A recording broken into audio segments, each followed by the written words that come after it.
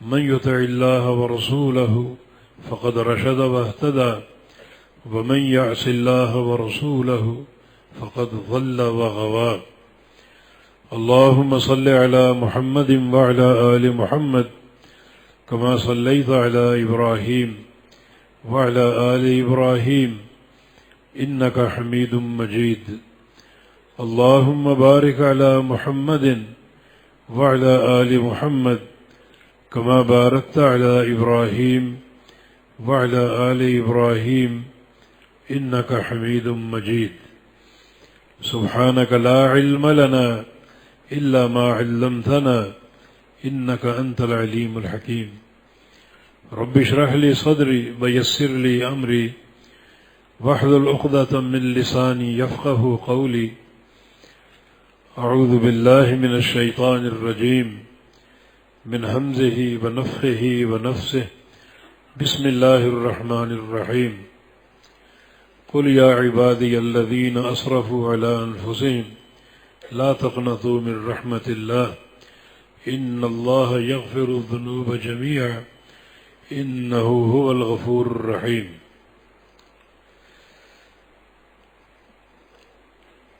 سب سے پہلے ہمیں یہ جاننا ضروری ہے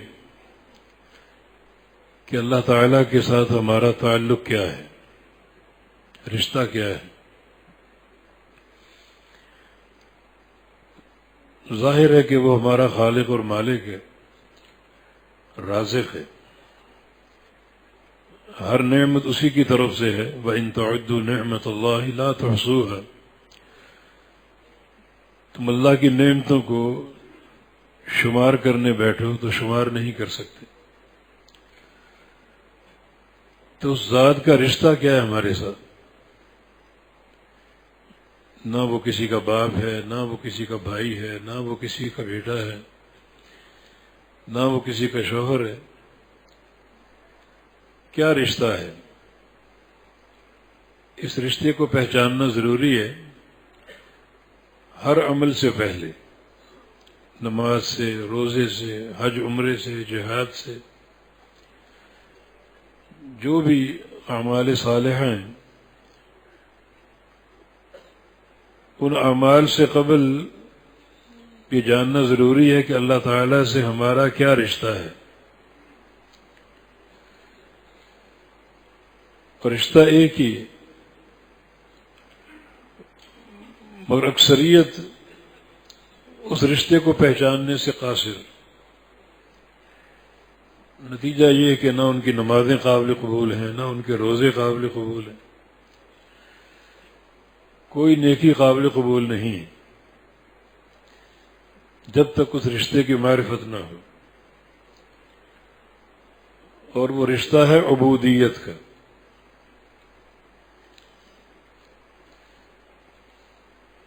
جس کا ذکر قرآن کی پہلی سورت میں ہے، ایاک نعبد و ایاک نستعین۔ اے اللہ، ہم خاص تیری ہی عبادت کرتے ہیں اور تجھ ہی سے استعانت کرتے ہیں۔ اللہ تعالیٰ کی عبادت کرنا اس رشتے کا اظہار ہے، عبودیت کے رشتے کا۔ بس اللہ رب العزت نے یہی ایک رشتہ ہمیں اپنے تعلق سے عطا فرمایا ہے۔ صحیح بخاری کی حدیث ہے، معاذ بن جبل رضی اللہ تعالی عنہ نبی علیہ السلام کے ساتھ تھے، سواری پر سوار تھے، تو آپ نے معاذ کو پکارا، یا معاذ۔ عرض کیا کہ لبیک و سعدیک یا رسول اللہ، حاضر ہوں اور آپ کی بات سننے کی سعادت حاصل کرنا چاہتا ہوں۔ اتدری ما حق اللہ علی العباد، کیا تم جانتے ہو کہ اللہ تعالیٰ کا بندوں پر کیا حق ہے؟ حقوق نہیں، صرف ایک ہی حق جو اللہ تعالیٰ کا بندوں پر ہے۔ ضروری ہے کہ بندے اس حق کو پہچانیں وہی ایک واحد رشتہ ہے خالق اور مخلوق کے درمیان۔ اللہ تعالیٰ رحمان ہے، رحیم ہے، رزاق ہے، تواب ہے، سمیع و بصیر ہے، حی و قیوم ہے۔ ان تمام صفات کی معرفت تبھی فائدہ دے گی جب اس رشتے کو پہچانو گے، عبودیت کا رشتہ۔ ہم خاص تیری ہی عبادت کرتے ہیں اور ہماری ہر طرح کی عبودیت تیرے لیے، یعنی پوری زندگی تیری عبودیت کے لیے وقف ہے۔ دوسرے مقام پر تفصیل ہے، قل ان صلاتی و نسکی ومحیای و مماتی للہ رب العالمین۔ میرے حبیب کہہ دیجئے میری تمام بدنی اور مالی عبادتیں، عبادتوں کی دو ہی قسمیں، بدنی یا مالی۔ نماز بدنی عبادت ہے اور زکوٰۃ اور صدقہ مالی عبادت ہے، قربانی مالی عبادت ہے۔ حج بدنی بھی ہے اور مالی بھی ہے، تیسری کوئی قسم نہیں۔ تو تمام بدنی عبادتیں، تمام مالی عبادتیں، ہر عبادت آ گئی۔ پھر بھی کچھ باقی بچا تو وہ محیا یا میری پوری زندگی بھی، پھر بھی کچھ باقی بچا تو وہ مماتی، میری موت بھی، للہ رب العالمین، اللہ رب العالمین کے لیے۔ یہ اس عبودیت کی تفصیل ہے۔ اللہ تعالی کے لیے اپنی ایسی عبودیت کا اقرار کرتا ہوں، اعتراف کرتا ہوں کہ جس میں پوری زندگی اللہ کے لیے، ہر قسم کی عبادت اللہ کے لیے ہے، ایک ایک سانس اللہ رب العزت کے لیے ہے، حتیٰ کہ موت بھی اللہ رب العزت کے لیے ہے۔ یہ اقرار و اعتراف اگر ہو جائے تو اللہ تعالی جو موت کے وقت کی مطلوب حقیقتیں ہیں وہ عطا فرما دیتے۔ من کان آخر کلامہ لا الہ الا اللہ دخل الجنہ، جس کو اللہ تعالیٰ موت سے قبل لا الہ الا اللہ پڑھنے کی توفیق دے دے وہ جنتی۔ من مات وہو یعلم انہ لا الہ الا اللہ دخل الجنہ، جس کی موت اس طرح ہے کہ اس کو علم ہو لا الہ الا اللہ کا، اس کے معنی کو جانتا ہو، اس کی حقیقت کو جانتا ہو، اس کلمے کے تقاضے کو سمجھتا ہو، تو وہ جنتی۔ یہ بہترین موت ہے جو عقیدہ توحید پر آئے، لا الہ الا اللہ پر آئے، بہترین موت ہے۔ تو بندہ اگر اقرار کر لے ہر قسم کی بدنی عبادت، ہر قسم کی مالی عبادت، اور میری پوری زندگی ایک ایک سانس حتیٰ کہ موت بھی اللہ رب العزت کے لیے ہے، تو یہ ہے اس عبودیت کا اقرار جس کی معرفت ضروری۔ نبی علیہ السلام کی دو دعاؤں کا حوالہ دیتا ہوں۔ ایک دعا مسند احمد میں صحیح سند کے ساتھ ہے، جس دعا کی فضیلت یہ ہے، اذا اصاب العبد ہم، بندے کو کوئی پریشانی ہو، مالی ہو، تجارتی ہو، کاروباری ہو، خانگی اور گھریلو ہو، معاشی ہو، اخلاقی ہو، کوئی پریشانی ہو، یہ دعا پڑھ لے تو فرمایا کہ اذهب اللہ ہمہ وابدلہ مکانہ فرحا، اللہ اس کی پریشانی دور کر دے گا، بلکہ پریشانی کی جگہ اس کو خوش کر دے گا۔ کہ اس کا وعدہ ضمانت ہے، میں اس کو خوش کر دوں۔ اس دعا کا آغاز جو ہے اس عبودیت کے اقرار کے ساتھ ہے، اللہم انی عبدک ابن عبدک ابن امتک، یا اللہ میں تیرا بندہ ہوں۔ یہ عبودیت کا اقرار ہے، تیرا ہی بندہ ہوں، انی عبدک۔ طلبہ یہاں بیٹھے ہیں، اس کلام میں حصر ہے، جملے میں حصر، خبر بھی معرف ہے، تیرا ہی بندہ، کسی اور کا بندہ نہیں ہوں۔ تیرے سامنے اپنی عبودیت کا اقرار کرتا ہوں، اور یہ بھی اقرار ہے کہ میرا باپ بھی تیرا بندہ ہے، میرے باپ کی عبودیت بھی تیرے لیے ہے، اور یہ بھی اقرار کرتا ہوں میری ماں بھی تیری بندی، اس کی عبودیت بھی تیرے لیے. تو یہ دعا اس عظیم اقرار کے ساتھ، اقرار عبودیت، اس رشتے کا اظہار، واحد رشتہ جو خالق اور مخلوق کے درمیان ہے، جو بندے کا رب تعالیٰ کے ساتھ ہے، ہر سانس اس کی عبودیت کا اقرار کر لے، اعتراف کر لے. تو یہ عظیم دعا آپ جانتے ہی ہیں، مگر اس کا آغاز جو ہے اسی نقطے کے ساتھ ہے کہ بندہ اپنا تعارف کرا رہا ہے کہ یا اللہ میرا تجھ سے کیا رشتہ، کیا تعلق ہے، کہ میں تیرا بندہ ہوں، اس پر مجھے فخر ہے، اپنے بندے ہونے کا اقرار و اعتراف ہے، تیرے سامنے عبودیت کا اقرار و اعتراف ہے. یہ تعارف اور یہ معرفت ضروری ہر شے سے قبل. دوسری دعا صحیح بخاری میں، جس کو سید الاستغفار آپ کہتے ہیں، جس کی فضیلت یہ ہے کہ بندہ اگر صبح کو پڑھ لے، اس دن فوت ہو گیا تو جنت میں جائے گا. رات کو پڑھ لے، اس رات اگر انتقال ہو گیا جنت میں جائے گا. یہ سید الاستغفار. اس کا آغاز بھی اسی عبودیت کے اقرار و اعتراف کے ساتھ. بندہ اپنا آپ پہچانوار ہے کہ میں کیا ہوں، یا اللہ میرا رشتہ کیا ہے تیرے ساتھ.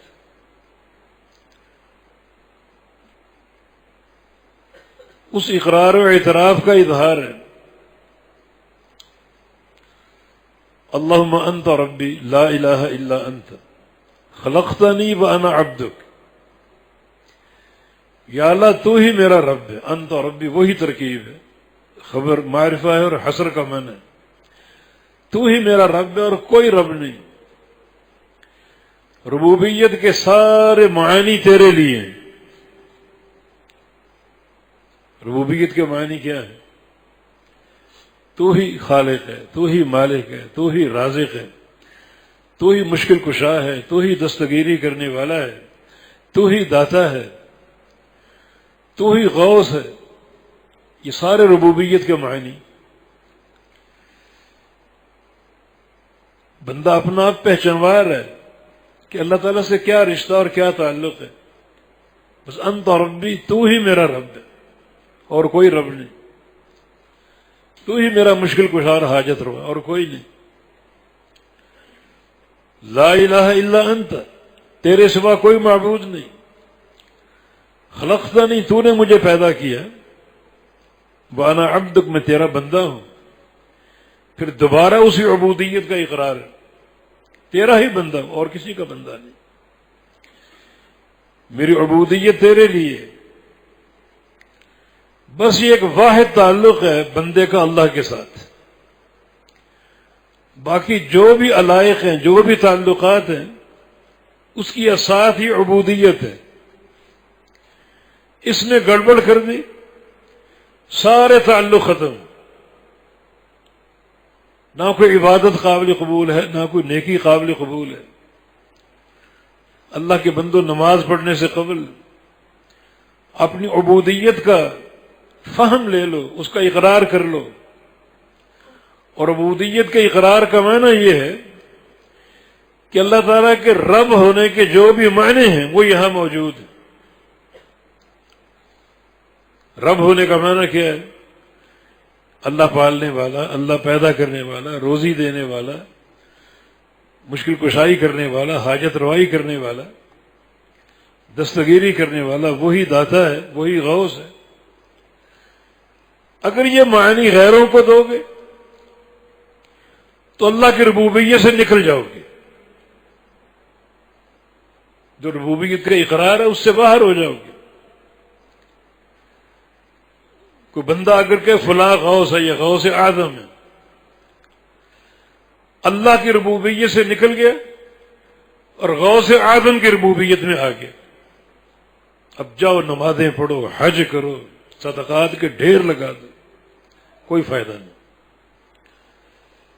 توبہ کر لو، ناقابل قبول ہے. اللہ تعالیٰ کے ذکر کی توحید کی تسبیحیں پڑھتے رہو، ناقابل قبول۔ ربوبیت خالص اللہ کے لیے، ایک ایک سانس اللہ کے لیے، اس کا اقرار و اعتراف ضروری، اس کے بغیر انسان کچھ نہیں۔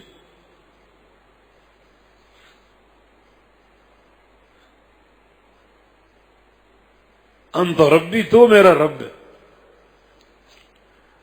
تو یہ ربوبیت کے معنی، ان پر غور کیوں نہیں کرتے؟ اپنی ذات کے لیے خیر خواہ بن جاؤ، اپنی ذات کے خیر خواہ بن جاؤ۔ مرنے کے بعد قبر میں جاؤ گے، پہلا سوال ربوبیت کا، من ربو کا، جواب دو تیرا رب کون ہے؟ ربوبیت کا سوال، یہ پہلا سوال قبر کا، ربوبیت کا سوال جو اہم ترین عقیدہ ہے اور سارے اعمال کی بنیاد ہے۔ اس سوال کا معنی کیا ہے؟ وہ سارے ربوبیت کے معنی، من ربو کا، کسے مشکل کشا مانتا تھا، کسے حاجت روا مانتا تھا، کسے داتا اور دستگیر مانتا تھا، اولاد اور شفا کا سوال کس سے کرتا تھا؟ ربوبیت کے سارے معنی اس سوال کے جواب کے پیچھے آپ کی پوری زندگی کا عقیدہ ہے۔ اس عقیدے میں گڑبڑ ہے، اللہ ایسی مت مارے گا کہ سوال کا جواب نہیں دے پاؤ، ہاں لا ادری کہو گے، تعجب کہ مجھے اس کا جواب کیوں نہیں آ رہا، سوال تو بہت آسان ہے، آئے گا بھی نہیں، یہ سوال آسان نہیں ہے۔ صحیح جواب کے لیے پوری زندگی کی توحید درکار ہے، تعلق عبودیت درکار ہے کہ تیرا رب کون ہے، کس کو مشکل کشا مانتا تھا، کس کو حاجت روا مانتا تھا، کسے دستگیری کرنے والا مانتا تھا، کس کو داتا مانتا تھا، کسے گنج بخش مانتا تھا، کسے شفا دینے والا، اولاد دینے والا مانتا تھا۔ پوری زندگی کا عقیدہ۔ تبھی تو نبی علیہ السلام اس درس کو بار بار یاد دلاتے تھے۔ یہ رضیت باللہ ربا، یہ قبر کے پہلے سوال کا جواب ہے۔ کثرت سے یہ ذکر کرو، رضیت باللہ ربا وبالاسلام دینا وبمحمد الرسول، تینوں سوال تینوں کا جواب ہے۔ یہ قبر کی تیاری، قبر کی تیاری ضروری ہے۔ تیاری کے لیے بنیادیں، میں اللہ کو رب مان کر راضی ہوں، یہ اس ربوبیت کا اقرار ہے، رب مان کر راضی ہوں۔ راضی ہونے کا معنی جانتے؟ معنی اور میرا کوئی رب نہیں، میں اس پر راضی ہوں، ڈٹ جاؤ، کوئی رب نہیں، کوئی مشکل کشائی کرنے والا نہیں، صرف ایک اللہ ہے، اس کو مان لو اور مان کر راضی ہو جاؤ،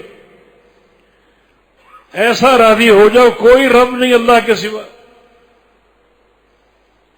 اس دعا کی فضیلت کیوں ہے؟ ذاق طعم الایمان، صحیح مسلم کی حدیث، من رضی باللہ ربا وبالاسلام دینا وبمحمد الرسول۔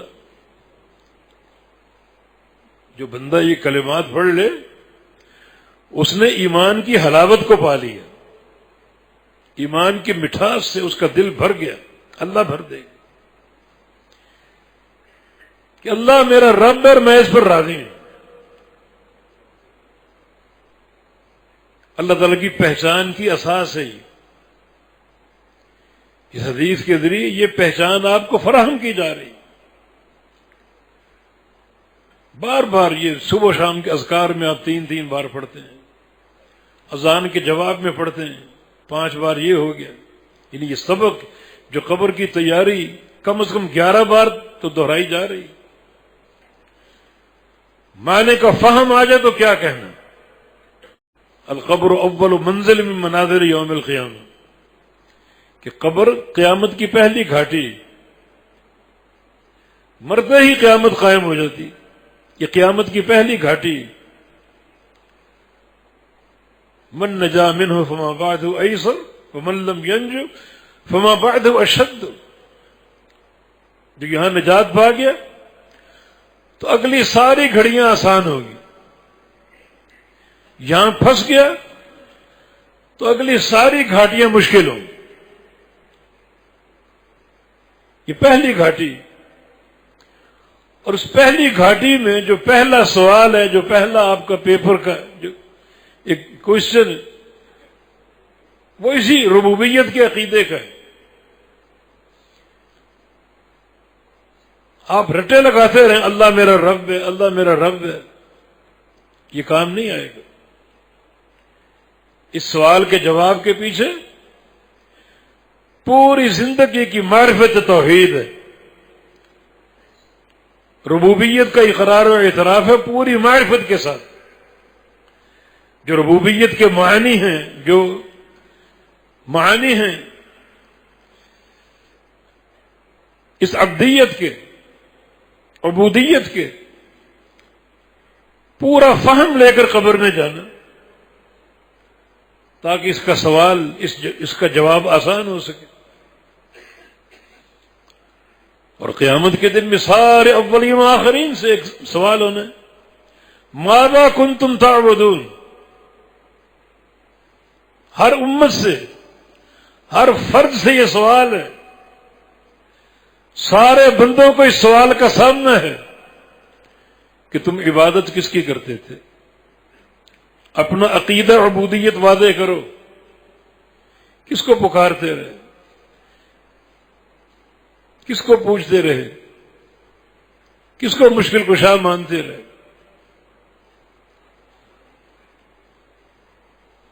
اس سوال کا جواب، یہ سوال سارے اولین و آخرین سے ہوگا۔ تو اپنی ذات کے خیر خواہ بن جاؤ۔ دین اسلام تو ہمیں درسوں سے بھی خیر خواہی کا حکم دیتا ہے۔ سیدنا جریر بن عبداللہ البجلی کی حدیث، بایعت رسول اللہ صلی اللہ علیہ وسلم علی اقام الصلاۃ و ایتاء الزکاۃ والنصح لکل مسلم، میں نے نبی علیہ السلام کے ہاتھ پر بیعت کی ہے، نماز پڑھتا رہوں گا، قائم کرتا رہوں گا، زکوٰۃ دیتا رہوں گا، ہر مسلمان کی خیر خواہی کرتا رہوں گا، مگر پہلے اپنی خیر خواہی تو کر لو۔ اپنی خیر خواہی کے حوالے سے ان دو سوالوں کی تیاری تو کر لو، من ربک اور ماذا کنتم تعبدون۔ قبر کا سوال، تیرا رب کون ہے؟ پوری زندگی کی توحید آشکارا ہوگی۔ کوئی گڑبڑ ہے؟ فلاں کو پکارا یا علی اور فلاں مشکل کشا، فلاں حاجت روا، تو اس سوال کا جواب سجھائی نہیں دے گا، اللہ ایسی مت مار دے گا۔ یہاں خالص توحید چاہیے، خالص عقیدہ عبودیت چاہیے، تو پہلے اپنے ساتھ نہیں ہوگا۔ ينظر الى ایمن من فلا يرى الا ما قدم، بندہ دائیں طرف جھانک رہا ہے، کوئی مددگار آ جائے، کوئی حمایتی آ جائے، کچھ نہیں سوائے اعمال کے۔ بائیں طرف دیکھے گا سوائے اعمال کے، سامنے دیکھے گا سامنے جہنم کی آگ ہے، اللہ کی عدالت کا منظر، جنت نظر نہیں آئے گی، جہنم کی آگ نظر آ رہی۔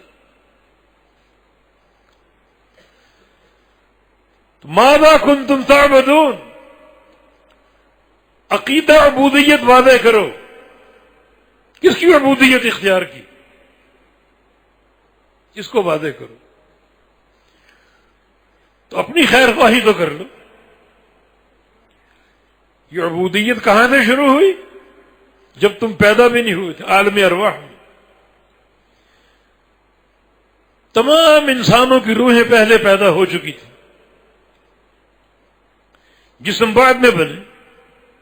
نبی علیہ السلام کی حدیث ہے، الارواح جنود مجندۃ، روحیں جو ہیں وہ بیرکوں میں موجود فوجوں کی مانند، بیرکوں کی فوجیں، کوئی آ رہا ہے کوئی جا رہا ہے، کوئی حملہ کرنے جا رہا ہے کوئی حملہ کر کے لوٹ رہا ہے. یہی مثال روحوں کی ہے. جو لوگ آج پیدا ہونے ان کی روحیں نکلتی جسموں میں داخل ہوتی، اور جو لوگ مرتے ہیں ان کی روحیں واپس لوٹتی. تو عالم ارواح میں یہ اللہ نے عہد لیا تھا، الست بربکم، اسی عقیدہ ربوبیت کا عہد ہے. تم نے اقرار کیا تھا، اس وقت کیا تھا جب تم اکیلے تھے، پیچھے نہ کوئی مولوی تھا، نہ کوئی پیر تھا، نہ کوئی باپ دادا تھا، پاکیزہ روحیں تھیں. قالوا بلا، سب نے کہا کیوں نہیں، تو ہمارا رب ہے. یہ ربوبیت کی بات شروع ہو چکی عالم ارواح سے. اس عقیدے کی تعلیم شروع ہو چکی، عالم ارواح سے شروع ہو چکی. اور فرمایا کہ وما خلقت الجن والانس الا لیعبدون، میں نے سارے انسانوں کو، سارے جنوں کو عبودیت کے لیے پیدا کیا، میری عبادت کریں. یہ نقطہ آغاز ہے. انسان ہو جن ہو، مقصد تخلیق جو ہے وہ عبودیت کا عقیدہ ہے.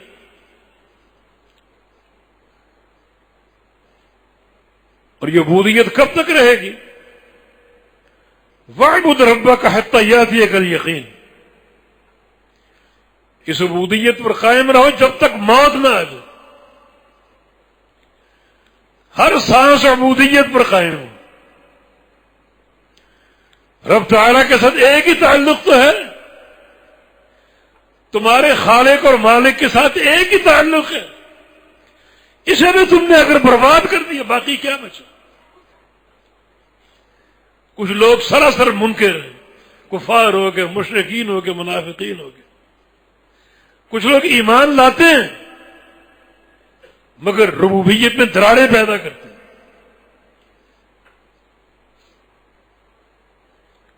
عبودیت میں مخلص نہیں. مختلف درگاہیں، مختلف زندہ اور مردہ لوگ جس سے تعلق جوڑے ہوئے، عبودیت کا تعلق. حالانکہ مطلوب کیا ہے؟ مطلوب وہی جو ربیع بن عامر نے کہا تھا رستم کے دربار میں، سلطنت فارس کا فرما روا. کیا اس کی حکومت تھی، کیا اس کا اقتدار تھا. آج کل کی بڑی بڑی حکومتیں جمع کر لو، ہندوستان، امریکہ، روس، اس کی سلطنت سب سے بڑی تھی. امیر عمر بن خطاب رضی اللہ عنہ کے دور میں اس سلطنت کے پرخچے اڑا دیے گئے. اور سعد بن وقاص رضی اللہ عنہ وقت کے جرنیل اور کمانڈر ربیع کو بھیجتے ہیں رستم کے دربار میں بات چیت کرنے کے لیے. اس نے پوچھا کہ تم کس لیے آئے؟ تمہارا یہ بھاگ دوڑ، یہ چلنا پھرنا کس لیے؟ تمہیں اپنے گھروں میں قرار کیوں نہیں ملتا؟ فرمایا ابتعثنا اللہ لکي نخرج العباد من عبادت العباد الى عبادت رب العباد. ہمیں اللہ نے بھیجا ہے، غور کرو اس پر، ہمیں اللہ نے بھیجا. اللہ تو رسولوں کو بھیجتا ہے، مگر محمد مصطفیٰ علیہ السلام کی بعثت کے ساتھ رسالت ختم ہو چکی. اب جو امت کی علماء، امت کے دعات، وہ اللہ کے بھیجے ہوئے نمائندے ہیں. ہمیں اللہ نے بھیجا ہے، اس لیے ہم اللہ کے بندوں کو نکالیں بندوں کی عبودیت سے بندوں کے رب کی عبودیت کی طرف. یہ مقصد ہے. اللہ کے بندوں کو نکالیں بندوں کی عبودیت سے، وہ بندے زندہ ہوں یا مردہ ہوں، درگاہوں والے ہوں، آستانوں والے ہوں، ان کی عبودیت سے نکالیں. اور کہاں لے جائیں؟ رب العباد کی عبودیت کی طرف. بس یہ واحد تعلق ہے. اس تعلق کو تم نے اگر توڑ دیا تو باقی کون سا تعلق بچا؟ پھر جس تعلق کا اظہار کرو گے وہ ناقابل قبول ہوگا. پہلے عبودیت کے رشتے پر قائم ہو جاؤ پورے فہم کے ساتھ. وہی رب ہے، مالک ہے، خالق ہے، اس کے سوا کوئی نہیں. وہی مشکل کشائی کرنے والا، حاجت روائی کرنے والا. اس کے بعد پھر اللہ رب العزت کیا کرے گا آپ کے ساتھ؟ وہی صحیح بخاری کی حدیث، اللہ کا بندوں پر کیا حق ہے؟ فرمایا کہ حق اللہ علی العباد یعبدوہ، اللہ کا بندوں پر ایک ہی حق ہے اور وہ حق عبودیت ہے. بندے حق عبودیت کو ادا کر لے، ایک ایک سانس اس کی عبادت اور اطاعت کر لے. یہ اللہ کا بندوں پر حق ہے. نعمتیں اتنی تھیں کہ شمار نہیں کر سکتے، اور اس کے بعد بھی اس کا فرمان ہے لئن شکرتم لازیدنکم، میرا شکر ادا کرتے رہو گے اور دیتا جاؤں گا. تم سے مطلوب کیا ہے؟ ایک ہی چیز، میری عبودیت، میری غلامی اور اطاعت، میری عبادت، ہر سانس میرے لیے ہو، یہ مطلوب ہے. اور اگر اس تعلق کو تم نے توڑ ڈالا، بیچ میں اور شخصیتیں لے، آستانوں درگاہوں والے لے، زندوں اور مردوں کو شامل کر لیا، تو اللہ تعالی کے ساتھ باقی کیا تعلق بچا؟ کس خیر اور رحمت کے مستحق ہو سکتے ہو؟ تعلق تو ایک ہی، اتنا برگزیدہ تعلق ہے.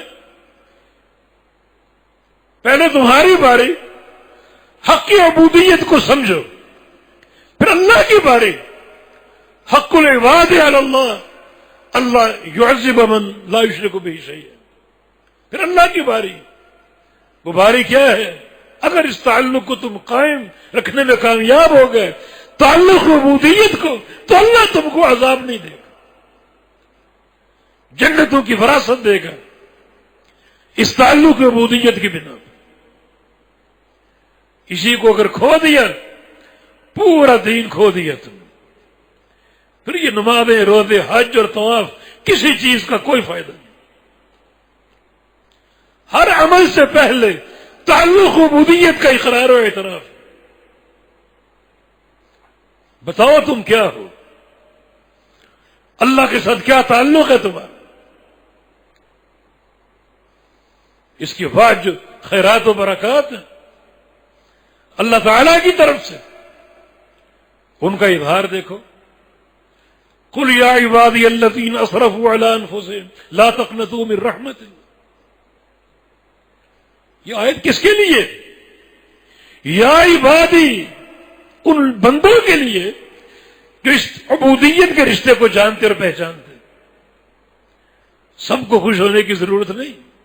آیت بہت بڑی، عبداللہ بن عمر کا قول ہے رضی اللہ عنہ، ارجو آیت فی القرآن، قرآن پاک میں سب سے زیادہ امید افزا آیت ہے، جس کو پڑھ کر اللہ کی رحمت، اللہ کی مغفرت اور بخشش کی امیدیں قوی ہو جاتی ہیں.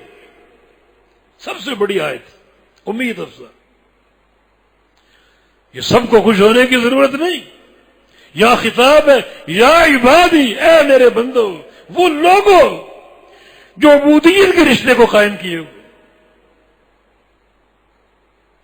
تمہارے لیے میرے پاس بہت کچھ ہے، سب کے لیے نہیں. جو بندہ اس عبودیت کے رشتے میں آ جائے گا وہ ان تمام فضائل کا مستحق ہوگا. اور اگر عبودیت کے رشتے کو کاٹ دیا، توڑ دیا، ایسے انسان کے لیے کچھ نہیں. نہ کوئی فضیلت ہے، نہ کوئی کامیابی، نہ اس کی عبادت قابل قبول، نہ اس کی توبہ قابل قبول. یہاں 10 چیزیں ہیں جو اس اللہ کی رحمت کو موقت بناتی ہیں، تاکید. 10 چیزیں اس ایک آیت کریمہ. قل اے میرے حبیب آپ کہہ دیجیے. حبیب نے تو سب کچھ کہنا ہے، پورا دین پہنچانا ہے، مگر یہاں خاصیت کے ساتھ، خصوصیت کے ساتھ آپ کہہ دیجیے. جسے قل هو اللہ احد، جتنا اہم پیغام ہوتا ہے یہ قل کا صیغہ اس کی اہمیت پر دلالت کرتا ہے. آپ کہہ دیجیے، ہر چیز آپ نے کہنی. یہاں خاص طور پہ حکم ہے یہ بات آگے پہنچا دی. کن کو پہنچانا ہے؟ یا عبادی، اے میرے بندو، اے وہ لوگوں جو عبودیت کا رشتہ قائم کیے ہوئے، اس تعلق پر قائم. یہ خطاب ان سے ہے. ہر بندے کو کوئی غلط فہمی اپنانے کی ضرورت نہیں، خوش فہمی کی ضرورت نہیں. یہ خطاب ان بندوں کے لیے ہے جو عبودیت کے تعلق پر قائم. اور اللہ کیا فرما رہا ہے؟ یا عبادی، میرے بندو. اللہ تعالیٰ کا یہ کہہ دینا میرے بندو، میرے بندے، یہ اس کی رضا کی سب سے بڑی دلیل. اس سے زیادہ پیار کا اظہار نہیں ہے. اللہ کسی شخص کو یہ کہہ دے میرے بندے، من اللہ راضی ہو چکا، گناہ ہے تو معاف کر چکا. جب میرا بندہ ہے، اللہ کا بندہ ہے، اور اللہ کہہ رہی ہے میرا بندہ ہے، تو پھر عذاب کہاں سے؟ قیامت کے دن وہ شخص جس کے پلے 99 دفاتر تھے گناہوں کے، مسند احمد کی حدیث، 99 دفاتر اور نیکی کوئی بھی نہیں. قیامت کا حساب بڑا تیز ہوگا. فرشتے کہیں گے نیکی تو ہے ہی نہیں، چلو جہنم کی طرف. تمہارے یہ گناہ کس نیکی کے ساتھ تولے جائیں؟ نیکی کا تو وجود ہی نہیں. رخ جہنم کی طرف پھیر دیں گے. اور اللہ کیا فرمائے گا؟ لا تعجلوا علی عبدی، میرے بندے پر جلدی نہ کرو، میرے بندے پر. بس میرا بندہ، اللہ تعالیٰ کا یہ فرما دینا یہ اس کی رضا کی دلیل ہے. میرے بندے پر جلدی نہ کرو، مانا بندے کا انجام بہتر ہونے والا ہے. بلا ان لہ عندی حسن، میرے بندے کی ایک نیکی میرے پاس محفوظ ہے. تم کیسے کہہ سکتے ہو اس کی نیکی نہیں ہے؟ کوئی بھی نیکی ہے اس کی، میں نے اس نیکی کو محفوظ رکھا ہوا ہے. اللہ تعالیٰ عرش سے ایک پرچی کو نکالے گا، جس بندے کی نیکی ہے میں نے اس کو لکھ کر محفوظ کر لیا. اب چونکہ گناہ بھی ہے، نیکی سامنے آ گئی، اب تولو، وزن کرو. میرے بندہ، میرا بندہ.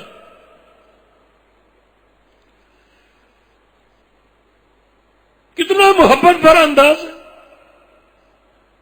اور آخر جب تولا گیا تو ثقلت البطاقہ بطاشت السجلات، وہ ایک نیکی ایک پرچی میں لکھی ہوئی وہ بھاری پڑ جائے گی، اور 99 دفاتر جو گناہوں کے ہیں ان کے پرخچے اڑ جائیں گے. ایک ہی نیکی. اور اس نیکی میں بھی بندے کا اظہار عبودیت ہے. اشہد ان لا الہ الا اللہ. اس نے کس صدق کے ساتھ گواہی دی، کس معرفت کے ساتھ، کس سچائی کے ساتھ. اللہ کو پسند آ گئے. گناہوں کے 99 رجسٹر ہیں، اللہ کو کوئی پرواہ نہیں. کون اس سے پوچھنے والا؟ ولا ابالی، مجھے کوئی پرواہ نہیں.